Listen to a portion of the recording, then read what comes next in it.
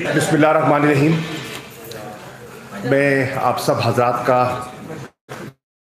علماء مشائخ کا بہت مشکور ہوں اور درخواست کرنا چاہوں گا قبلہ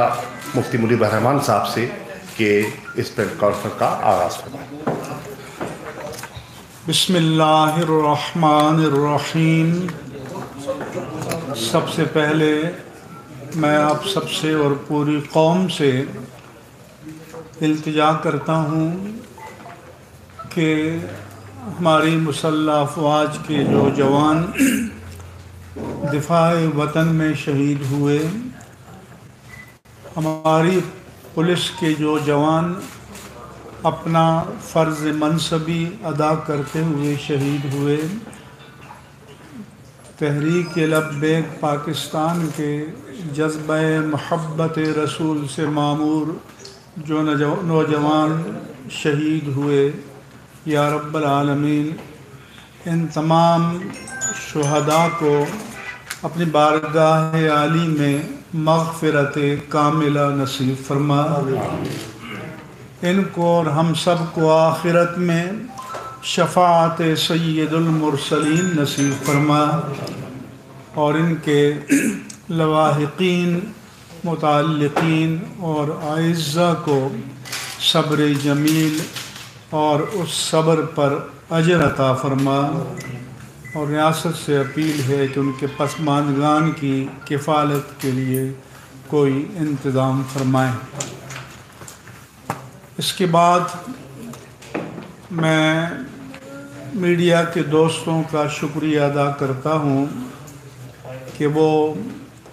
خیر کے فروغ کے لیے ہمارے ساتھ، پوری قوم کے ساتھ، ملت کے ساتھ تعاون کریں گے اور تمام معاملات کو مثبت رنگ میں لیں گے۔ تحریک لبیک پاکستان کے دھرنے سے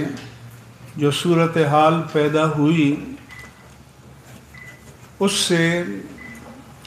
عہدہ برا ہونے کے لیے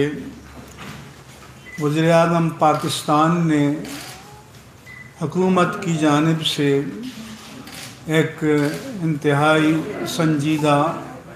اور ذمہ دار 3 افراد پر مشتمل اپنی کمیٹی قائم کی۔ محترم جناب شاہ محمود قریشی صاحب وزیر خارجہ پاکستان، محترم جناب اسد قیصر صاحب اسپیکر قومی اسمبلی، محترم جناب علی محمد خان صاحب وزیر مملکت برائے پارلیمانی امور، اور اس کے ساتھ ساتھ تحریک لبیک پاکستان کی شورا کی نمائندگی جناب مفتی محمد عمیر الازہری، علامہ غلام عباس فیضی اور حافظ محمد حفیظ صاحب نے کی۔ میں وزیر اعظم کا شکر گزار ہوں کہ انہوں نے جو کمیٹی قائم کی اس کو امپاور کیا، اس پر پورا اعتماد کیا، اور انہوں نے بھی نہایت متانت اور سنجیدگی سے اس مسئلے کے حل کرنے میں اپنا کردار ادا کیا، اور اسی طرح سے ایسا ہی رویہ تحریک لبیک پاکستان کی شورا کی طرف سے ہمیں ملا، اور جو معاہدہ قرار پایا اسے تحریک لبیک پاکستان کے امیر حافظ سعد حسین رضوی کی بھی تائید و حمایت حاصل ہے۔ یہاں پر میں یہ پوری قوم سے گزارش کرنا چاہتا ہوں کہ یہ کسی کی فتح یا شکست نہیں ہے، یہ پاکستان کی فتح ہے، یہ اسلام کی فتح ہے، یہ حب الوطنی کی فتح ہے، اور یہ انسانی جانوں کی حرمتوں کے تحفظ کی فتح ہے۔ یہ بھی میں قوم کو بتانا چاہتا ہوں کہ یہ مذاکرات کسی جبر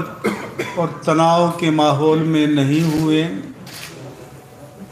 سنجیدہ ماحول میں، ذمہ دارانہ ماحول میں اور آزادانہ طور پر ہوئے۔ اس لیے اس میں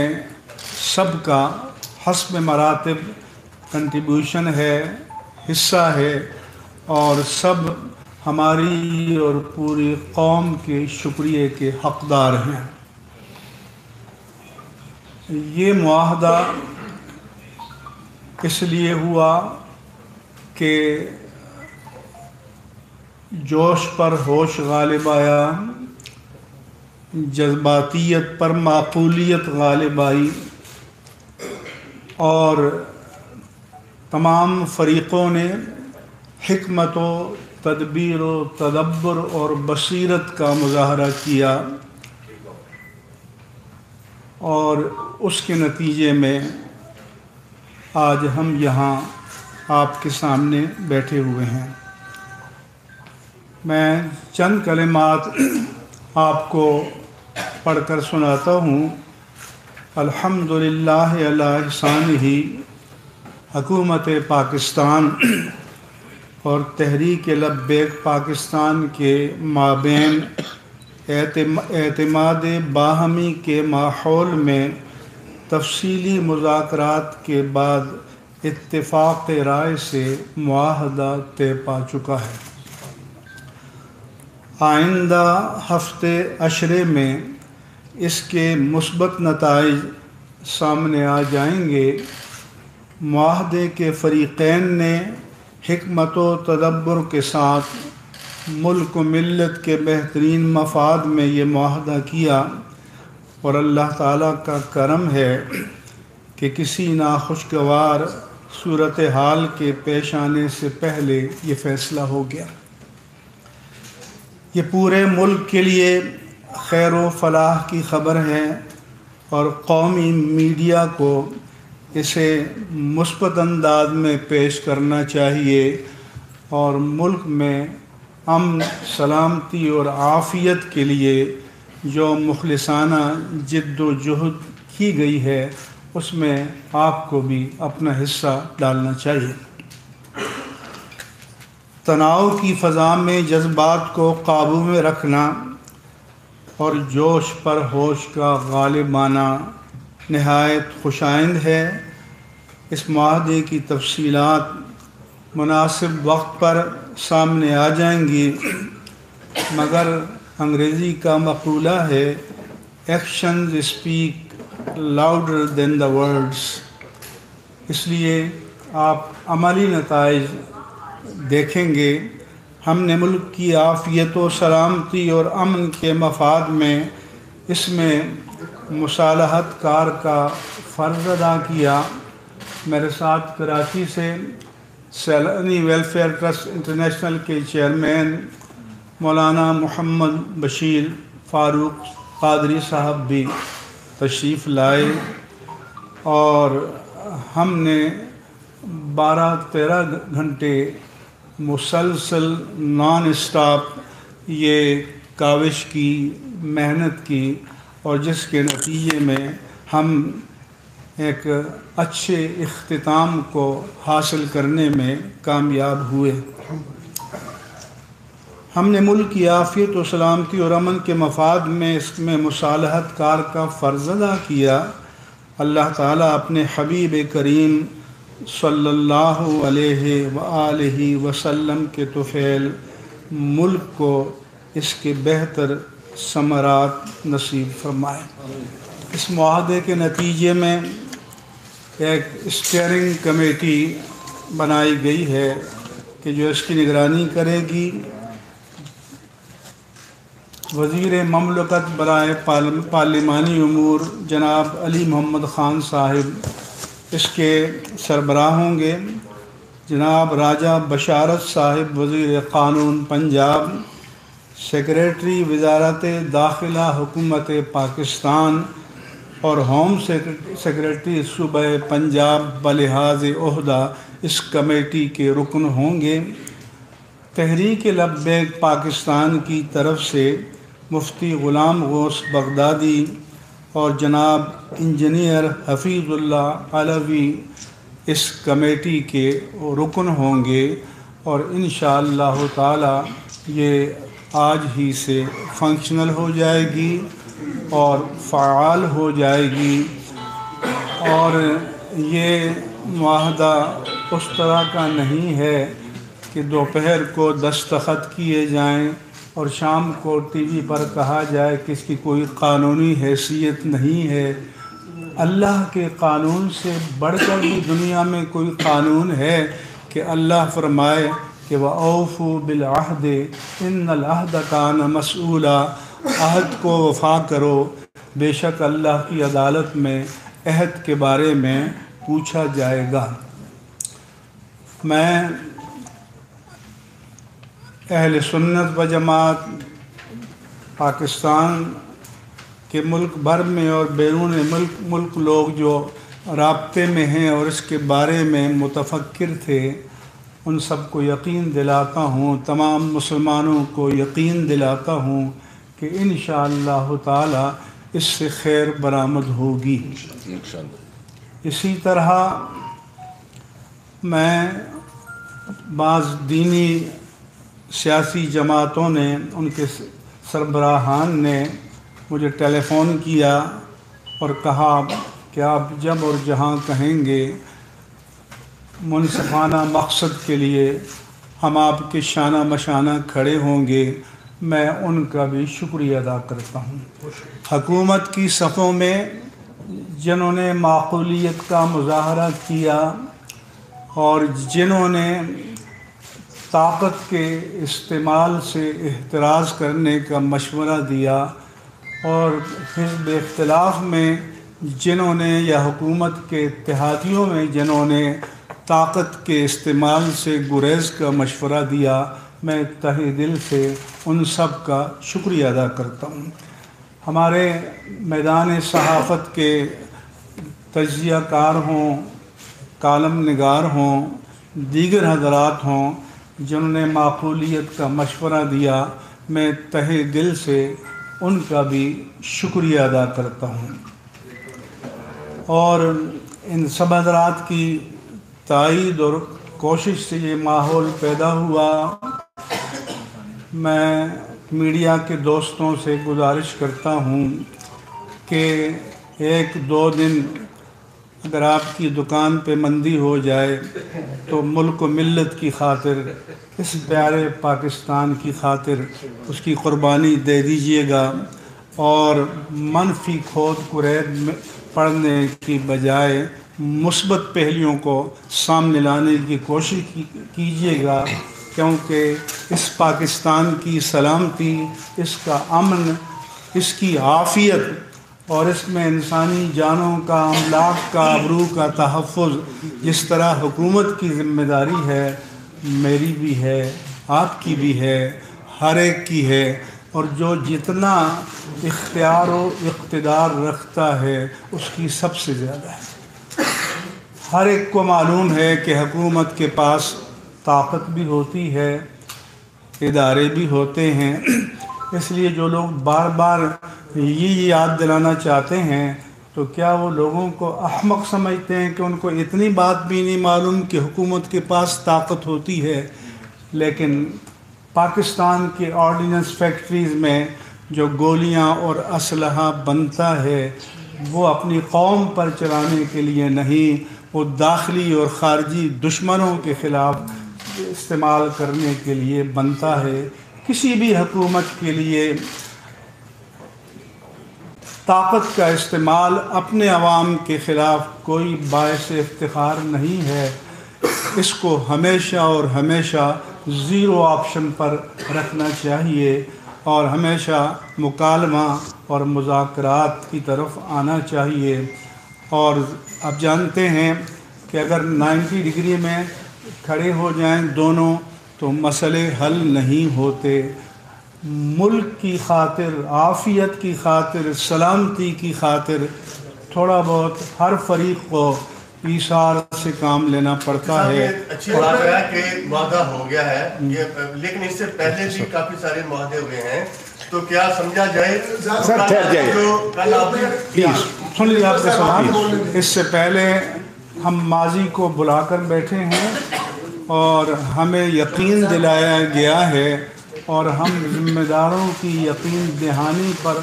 آپ کو یقین دلاتے ہیں کہ انشاءاللہ تعالی اس پر لفظاً و معناً ان لیٹر اینڈ اسپرٹ عمل کیا جائے گا۔ ایک سیکنڈ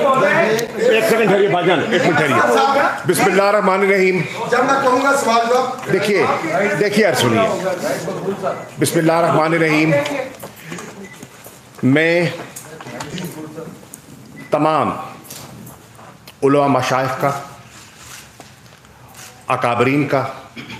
جو تشریف فرما ہے، دل کی اتح گہرائیوں سے شکریہ ادا کرنا چاہتا ہوں کہ انہوں نے فہم و فراست سے کام لیتے ہوئے ملک کو ایک امتحان سے بچایا ہے۔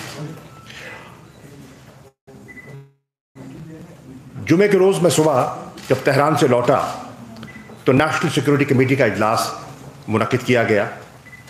نیشنل سیکورٹی کمیٹی کے اجلاس نے طویل مشاورت اور گفتگو کے بعد ایک فیصلہ کیا کہ ہم نے مذاکرات کو ترجیح دینی ہے اور دانش سے، طاقت سے نہیں، دانش سے اس مسئلے کو حل کرنے کو ترجیح دینی ہے۔ الحمدللہ اسی مینڈیٹ کو ذہن نشین کرتے ہوئے اور جو قوم میں ایک اضطراب کی کیفیت تھی جو ہم نے اور قوم نے ٹیلی ویژن پر معصوم لوگوں کی جانوں کا ضیاع دیکھا،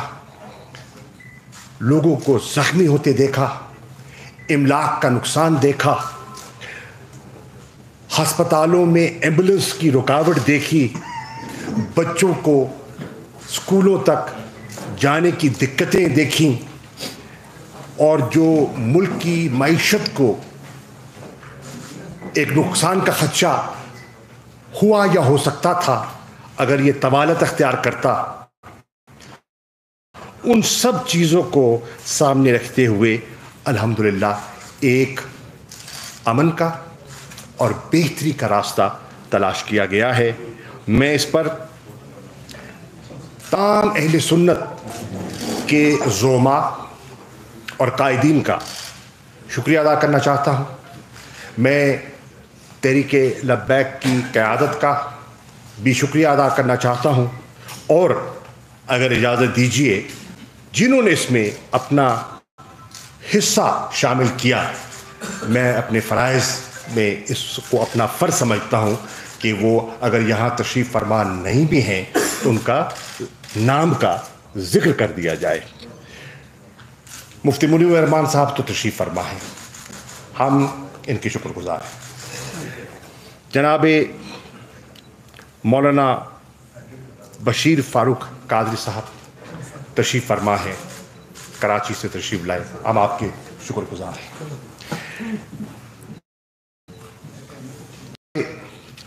سروت اعجاز قادری صاحب، جناب صاحبزادہ حامد رضا صاحب، جناب پیر عبد الخالق صاحب، جناب ڈاکٹر عبد الخیر محمد زبیر صاحب، جناب صاحبزادہ حامد سعید کاظمی صاحب، جناب پیر محمد امین صاحب، جناب خواجہ غلام قطب فرید صاحب، جناب پیر نظام سیالوی صاحب، جناب صاحبزادہ حافظ حامد رضا صاحب، جناب مفتی وزیر قادر صاحب، میاں جلیل احمد شرقپوری صاحب، جناب سید علی رضا بخاری صاحب، جناب مخدوم عباس بنگالی صاحب، جناب صاحبزادہ حسین رضا صاحب, جناب پیر حبیب عرفانی صاحب سندر شریف والے, جناب ضیاء نور شاہ صاحب اور پیر قاسم سیالوی صاحب اور جناب صاحبزادہ سلطان احمد علی صاحب, جنہوں نے وزیر اعظم سے ملاقات بھی کی اور اپنا اثر و رسوخ اور اپنی مشاورت اور رہنمائی سے ہمیں مستفید کیا. اسی ان کی ہدایت, وزیر اعظم کی ہدایت پر اور سب صاحبان کی فہم و فراست کو سامنے بروئے کار لاتے ہوئے اور ملک و ملت کے مفاد کو سامنے رکھتے ہوئے, جانتے ہوئے کہ انتشار میں پاکستان کا فائدہ نہیں ہے, ان قوتوں کو فائدہ ہو سکتا ہے جو ملک میں افراتفری دیکھنا چاہتی ہیں, وہ قوتیں جو پاکستان کو مستحکم اور متحد دیکھنا چاہتی ہیں یقیناً وہ متفکر ہیں. اللہ نے ہمیں اس میں سرخرو کیا ہے اور یہ بات پایا تکمیل کو پہنچی ہے. یہ ہم پوری قوم کو مبارکباد دیتے ہیں اور ان سب قائدین کا شکریہ ادا کرتے ہیں, اور اس وقت معاملات کو یہیں ہم سمیٹیں گے اور کوئی سوال جواب اس وقت نہیں ہوگا. Thank you.